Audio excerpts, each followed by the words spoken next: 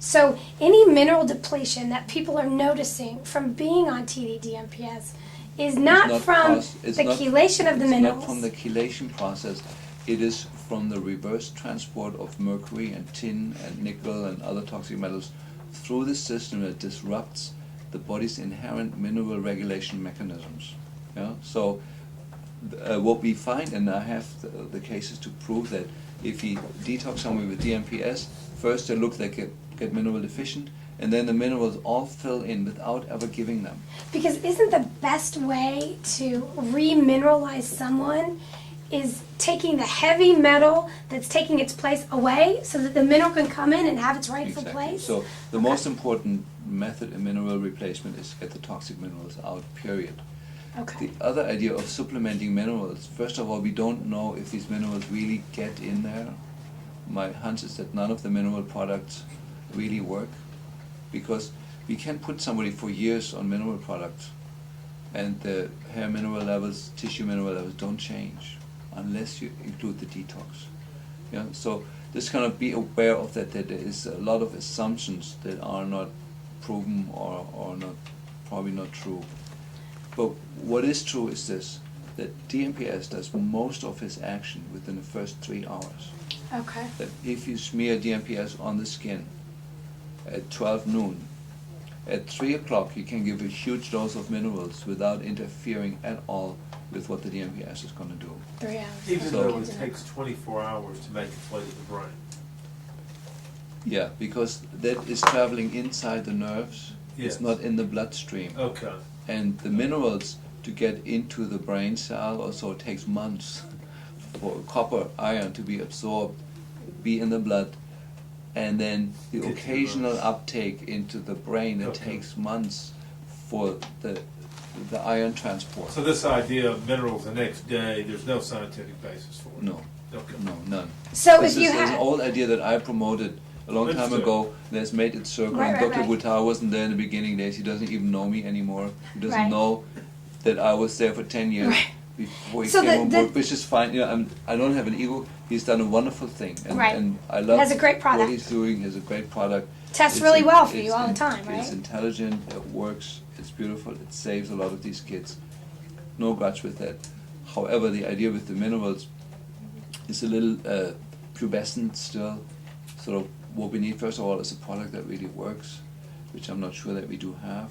And secondly, when you do the DMPS cream or injection or whatever form you use, you can safely, just after 3 hours already, start adding in the mineral supplements. So The 3 hours only- before, The only 3 hours minerals after. that DMPS binds to at all is copper and zinc. You know, these are the only ones that are relevant in this whole discussion. Maybe manganese. But only when they're in excess. Only when they're swimming around in excess in a form that is highly oxidized and Okay, not not usable. bioavailable, is already used up, that will come out. So the takeaway is don't do minerals 3 hours before, 3 hours after your DMPS. Okay, before we go any farther, And then, you know, I do believe that giving it only on the off day is not enough. You know? Okay. So I feel like in order to not get- because of the DMPS, but just because minerals are huge for these kids. minerals are a huge issue, Okay. and I think they should be taken with every meal, Okay. aside maybe from using the cream. And, Okay. and the other suggestion I think Dana he made was that it's deficient in glutathione. You would add that as well. You would add that on Yeah. the off day, and you like the topical or the nebulized better. Okay, now let's And finalize. I just want to sort of be clear, you know, DMPS does not remove mercury from inside the brain cell, where it is causing all the trouble. Right. It only mobilizes what the body has already mobilized. So the TD-DMPS in that way is deficient, given, yes, there's a little bit of glutathione in it and some other things, but not enough. And so with the detox, we need to have a mechanism that moves the metals from the inside of the brain cell to the outside. DMSA does a little bit of that, but in a strange way. The natural substances work beautiful. Glutathione. That, well, glutathione works well, cysteine works well, The branched chain amino acids that are high in whey products work very well. So we give to our autistic kids, we're recommending whey products. There's cold processed wheys, which also have all these immune substances in it. There's a product called Immunocal, which is an expensive version of it, or I just have people go to Safeway and go to the sports drink section, where they get whey protein for athletes, which is a fantastic way of doing intracellular mobilization. But Okay. it must. It's valine, leucine, and isoleucine. These are called the branched chain amino acids, which are high in whey, and they go in the cell, and they can mobilize mercury, tin, lead, and so forth in the cell and bring it out. Okay. That's kind of that begs two questions then. If it doesn't take the mercury molecule, piece of mercury, out of the cell and mobilizes it, as you said, DMPS, then my question would be, with 2/3 success rate on these kids, something got it out Yeah. in his protocol. Yeah. So my question would be, what was it?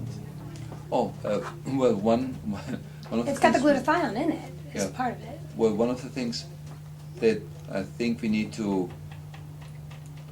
discuss with caution is also Dr. Buttar has a very, very strong mental field, and we know that a practitioner can induce cellular detox just through the sheer willpower.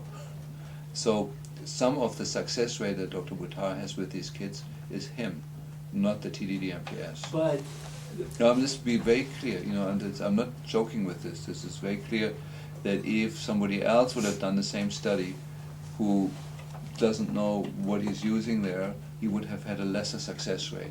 Yeah, that's number one. well, I'm trying to understand that because that's important. You're saying that some kids were able to mobilize that mercury out through his willpower.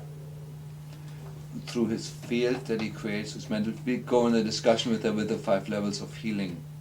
That's We'll recognize, number one, that when you go into a session with Dr. Buttar and he firmly believes this is going to work, you walk away with the firm belief that it's going to work. And that's absolutely going to impact your child's ability to succeed. Well, you walk away with it, but a 2 or 3-year-old child who is not a part of that conversation doesn't walk away with it. But everything you do based on your belief impacts that child directly. it's like, we call this It- the mental field, and there's a lot of research out on that now. Yeah, if somebody in the home believes this is going to work, all the biochemistry is going to line up in that way that it's going to work. Not the person themselves, but just the people around. Yeah, the family creates a field. We call it the mental field, and Okay. any beliefs that are held in that field will have an effect on the biochemistry. Okay, well then let's go to the opposite question then, and you may have just answered it. What do you think is wrong with the 1/3 of Buttar's kids that it's not working? Yeah, I think that's a good question. That's a really good question, 'cause Yeah. that was- I think these are the ones where the molecular pumps don't work that are necessary to get the stuff from the inside to the cell to the outside. Okay. And they need Amy Yasko's work to get the pumps back going. So you would say, if you're creating an ultimate protocol, Mhm. which I really hope you do, Yeah. We will. and I hope you do it before you retire or anything else, What do you mean? We need a week. then you would say that you're the guy who's been in this longer than anyone and you understand the effects of Yeah. it.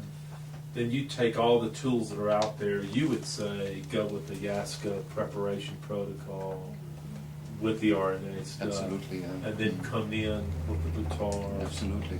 Would you be as aggressive in that case, understanding that Yasko is opening up pathways with Folapro, intrinsic B, et cetera, would you take the Buttar and do it the day, or would you kind of I would, slow down? No, on I that? would certainly be, well, there's two aspects of that. One aspect is that by her getting things going, you also can move quicker. And so, As long as you don't have any clog anywhere. well, The assume- clog is well, what gets you. No, but assuming that she's getting to the clock before Right, her, right, right. Well, you that, say- that she's anticipating that properly Right. with her testing and makes designs the right program. I feel, if a patient would be treated by Amy on her best day, that this patient could then go twice as fast on the Buttar protocol. That means they could use twice as much DMPS as the current protocol has. You're not worried about the effect on the organs though, in that case? No, because her program is protecting every one of these steps, you know, in the organs. You, assuming metals 1, 2, or 3 is being used, not on the other. Okay. However, assuming that Amy also has bad days. Well, and she's and not misses- available to And us. misses a few glitches. Well, yeah, no, but I'm just talking in the best of worlds Right. now. I would certainly think if you combine both protocols, that I would do the transdermal DMPS, you know, maybe every third day, That's you know, fine. maybe twice a week. So, The- and because if you combine the general experience is if you combine powerful programs that have a synergistic effect together, half of what you need to do before is as effective as the whole amount that you used before. And my great concern is the addiction component that I mentioned before. If you remove mercury or any toxin too quickly, the system collapses, it goes in a withdrawal state, it doesn't know what to do with itself. Absolutely. And so I think with that consideration, you know, sort of, I'd say if you combine both protocols, my current experience is with a little bit of Amy's work and Buttar's work. Buttar's work is simple. You know, It is simple. any idiot can get it. You know, it's like it's a no-brainer, like we say. It takes a huge brain to create a no-brainer approach. You know, so- Right, Exactly right. right. That's right. Yeah, and I feel by streamlining Amy's protocol a little bit and using Buttar's protocol, we have a marriage, you know, made in heaven, because it's addressing all the issues that I'm aware of, you know, that are in there. I want to just And clarify. I would just think that that is the ultimate goal. Oh, absolutely. Because there are too many Absolutely. parents running around, like this young lady over Mhm. here, who walks out of these sessions like I did for 6 months Yeah. before I got my hands around Yeah. getting the junk aside and looking at it, where you can say, this is the white paper, this is the two paper, let's go through this protocol, you can do it, move forward. Yeah. And until we get to that point, Yeah. everybody's Well- holding on to a piece Well, this of is going to be information. Dana's strength, you know, sort of Right.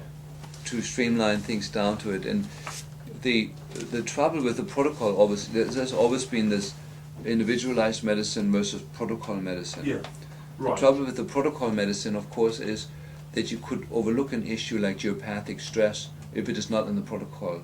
Yes. You know, and so what we're trying this weekend is to try to cast the protocol wide enough to catch all the different causes that are there, all the different tributaries to the big river. Yes, You know, and I would think with and the- of course, you know, like I know, I don't know how Amy works. I've never met her, but You I will, would though. regard her We're going to highly. make that happen. But my suspicion is, like, if you have a child that has developed autism, because there's a cell phone tower in the church right behind the bedroom of the child, that she would be most likely missing that case, and that would be the case where she fails to get the child well, you know, or if Buttar's But is patients. the fix in that case, that example, is the fix any different?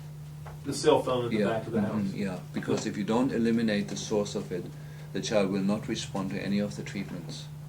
You know, and the fact that Buttar, a third of the kids haven't responded, it's that third that are outside this protocol. That means there is other contributing sources Or a to the defective protocol pump. there, Or a or a defective pump that he's not addressing.